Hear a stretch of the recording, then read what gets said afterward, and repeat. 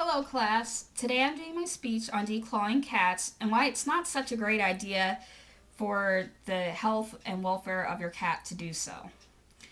First, I'll go over the reasons why someone might declaw their cat. The first reason, and the most common, is out of convenience. They just don't want the cat to scratch up their furniture, their house, definitely not them or their families, so they'll just eliminate that problem. The second reason is that some people do have a allergy to cat scratches and they will declaw them for that reason. The third is actually a medical reason for cats. Sometimes they do get tumors and that first joint of their toe, so they do need them removed. In that case, it is a medical reason, as I said, for the cat, and it is necessary. Now, some of the effects that it can have on the cat, they're really not too great. A lot of people don't even realize that these are out there. It can cause mental and physical problems for the cat. A couple of the mental issues, makes their stress levels just go up through the roof. And this is not only through just like the recovery period and stuff. I mean, it can be lifelong.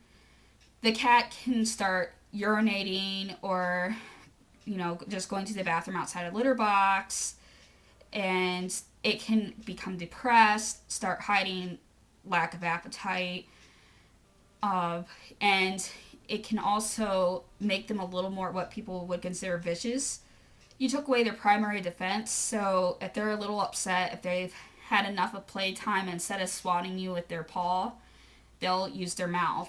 And that's actually very dangerous for people. I don't know if any of you have seriously been bitten by a cat, but their mouths are full of bacteria, and if left untreated, it can lead to a serious infection.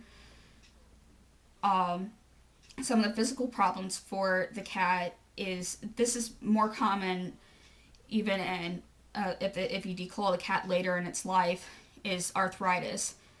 When you take off that first joint and their toenail, then the cat completely has to relearn how to walk. They're putting more pressure on different parts of their body that weren't made for that type of pressure, so they'll get arthritis.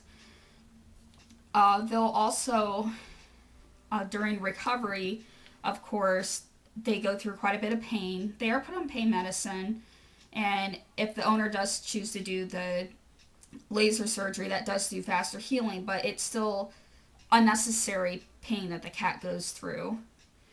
And it can also, since you did do a surgery, they still have to, walk around and use a litter box, and that's just kind of asking for an infection in there if you're not careful with it, keeping the bandages clean, especially if the cat wants to lick at it, pull up their stitches. It can really turn into a mess.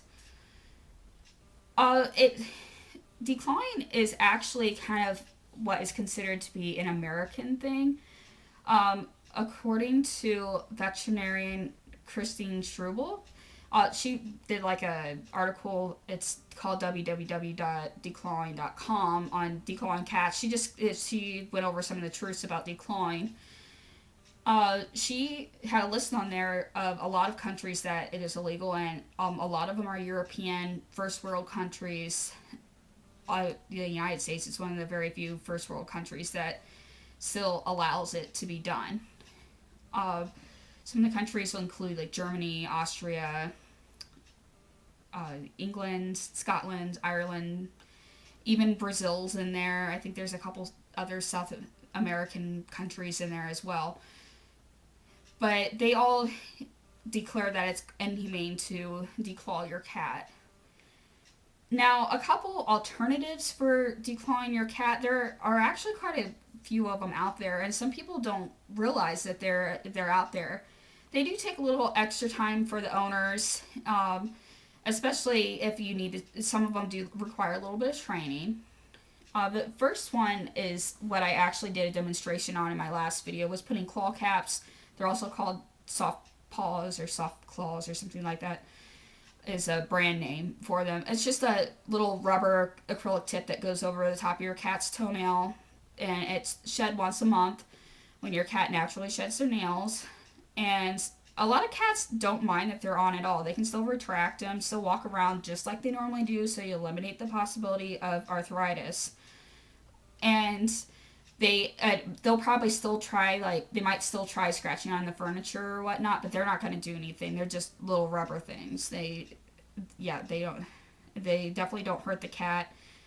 Some cats really don't like these on there, and they'll try pulling them off, but it might just take a little while for the cat to get used to. Another option, and everybody should have this in their home anyways if they have a cat, are scratching posts. Now, very important things are scratching posts. They need to be sturdy, and you need to have different varieties and find out what your cat likes. Don't just get that cardboard chintzy one from Walmart and expect that all cats will like that. Some cats love them, and that's great. But other cats don't really like them that great. And you need to get one that is nice and sturdy and tall.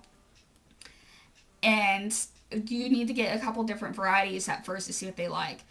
Get one that has kind of like that roping around it.